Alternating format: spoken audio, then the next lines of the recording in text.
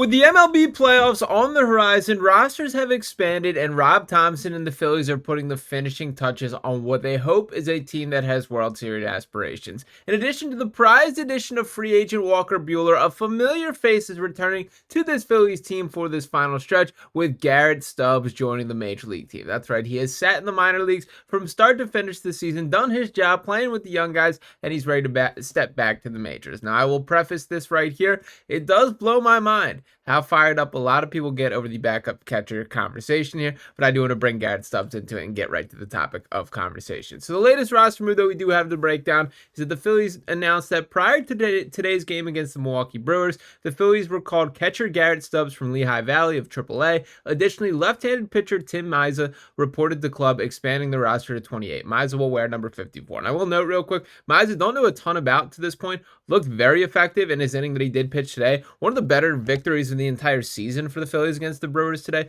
A matchup where they continued to dug a little bit of a hole, had to scrap back. Taijuan Walker didn't look like he had it at the beginning of the game. A leadoff home run. Looked like they were mashing every single ball that he threw in. And then things like Bryson Stott making an uncharacteristic error to tie up the game there. Trey Turner, you just have to knock down that baseball. And that results in the game being tied again. But nonetheless, the team continued to scrap through. And I do think that is a notable takeaway here. This Brewers team is the real deal good. They've been one of the hottest teams in baseball. And it's pretty impressive to me to think about this Phillies team that played on Sunday Night Baseball last night, had to fly directly to Milwaukee and just battled from start to finish in that game. I give this team a lot of credit. That was one of the more impressive victories that I think we've seen all year, and Tim Mayza playing his role in this. But nonetheless, did want to bring this back to Garrett Stubbs, once again, that being the announcement here. Now, obviously, the Phillies made an interesting decision at the start of the season to go with Rafael Marchan as the backup center over Garrett Stubbs there. Obviously, there was a bit of a battle between those two last year. We know that JT Realmuto holds things down for the everyday catcher, and for what it's worth, the Phillies absolutely abandoned the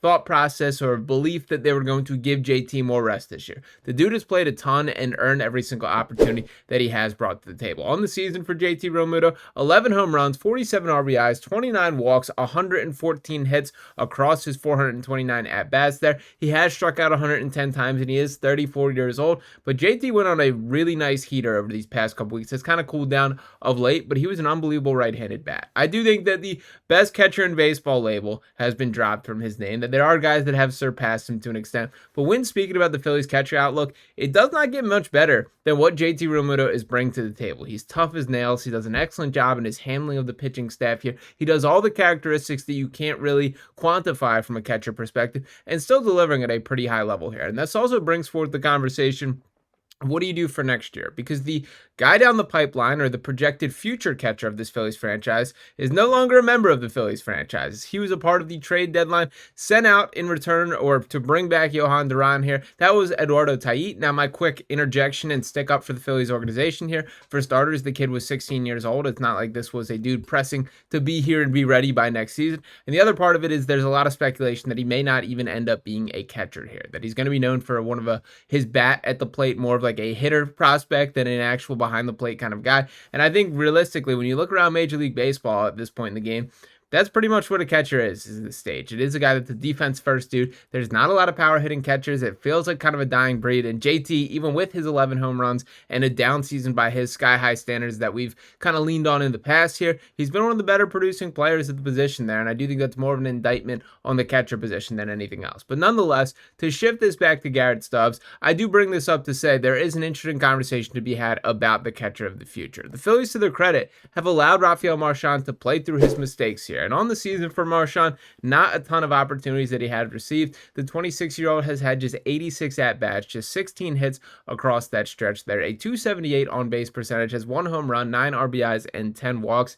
to go along with those 16 hits. Has only struck out 14 times, a slugging percentage of 256, so not great there. It is too small of a sample size to really dive into any sort of determination. I will say, just kind of the eye test here, I think Marchan's got better as the season has progressed. I was sort of ready to pull the plug earlier on in the year and saying, I think Stubbs is just straight up better than this dude, and I understand trying to give him opportunities and for him to continue improving. But the reality is I wasn't seeing the vision. I do think he improved as the year went on. I don't have this sort of optimism that he can take this leap and be an everyday catcher. I think he does have some limitations, but I think he's totally fine in the role that they asked of him. Now, to reflect on Stubbs and what he's brought to the table this season, numbers completely what you would expect. They're down in the minor leagues. He hit 265, 352, and 402 as his slash lines there. Had 8 home runs, 50 RBIs, 12 doubles, and a 762 OPS there. That is completely fine. The one thing that I do want to stick up for and acknowledge about Garrett Stubbs is I think he went about everything just about the right way down there. That every question he answered, he was asked about his experience down to the minors. He talked about how valuable he felt it was to him to just get in the routine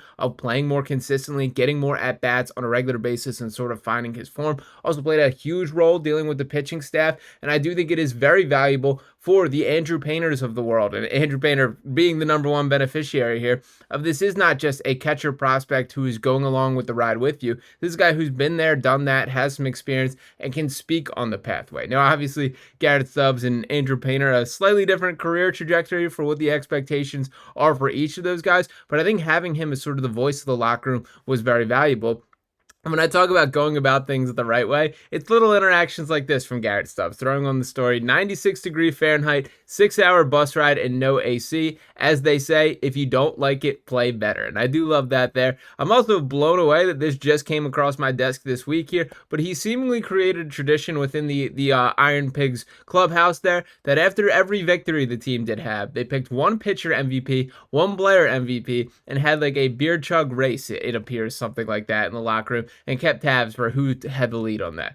I don't know if we need to directly translate to that Phillies team, but what I do think there is some value to is that camaraderie aspect. That dude that is a leader in the clubhouse, even if he is not on the field. I don't think that is worth just a roster spot in itself. But when you think about this Phillies team as a whole, we know who the key guys are going to be when push comes to shove. We know it comes down to whether Bryce Harper can mash, whether Kyle Schwarber can deliver home runs. Trey Turner, can he pull his weight? JT Realmuto, is it coming through? Is the pitching staff good enough to overcome the Zack Wheeler absence here? None of that is going to be made or break with Garrett Stubbs or Rafael Marchan in that conversation. And I did kind of like Rob Thomson sort of acknowledging that to the extent here that he was asked what Garrett Stubbs brings to the team, and he jokingly replies at first, his energy, his playlist, and a pretty good playlist, he kind of goes on to say there. I do think it's tongue-in-cheek by Rob, but I do think that there is some weight for this. I think the bottom line here is that everyone within the Phillies clubhouse likes Garrett Stubbs, enjoys his presence, enjoys having him around, and there's nothing wrong with having that as a part of this overall team. I don't have high expectations for how he actually makes an impact on the field, although I will note today, pinch running for Kyle Schwarber and scoring the go-ahead run in the 9th inning there. So shout out to Garrett Stubbs for stepping in immediately after the Brewers manager gets ejected there. There very well could be a moment that we remember as the Garrett Stubbs pinch run and score situation. That could happen from a postseason perspective. There are quite a few candidates that I much would prefer Garrett Stubbs on the base path. When we talk about the Alec Bohms, the Nick Castellanos, the Kyle Schwarbers, there are some slowpokes on this Phillies team. So having him as an option with a little bit of wheels in your back pocket isn't the worst thing in the world. So to Garrett Stubbs directly here, welcome back to Philadelphia. It is more fun when he is a part of this Phillies team, so I'm happy that he's going to be here for the stretch run. I don't think this is anything that swings the make or break for their season outlook, but nonetheless, a feel-good story that I'm happy to accomplish, and I do think that he deserves a little bit of praise for just taking everything in stride and handling himself like a professional from start to finish this season. So let me know if you guys are with me in the comments, or do you think this is just a straight-up waste of the roster spot here? I will say this meme right here did make me laugh a little bit, that it says, me watching other teams call up young players while the Phillies call up Garrett Stubbs.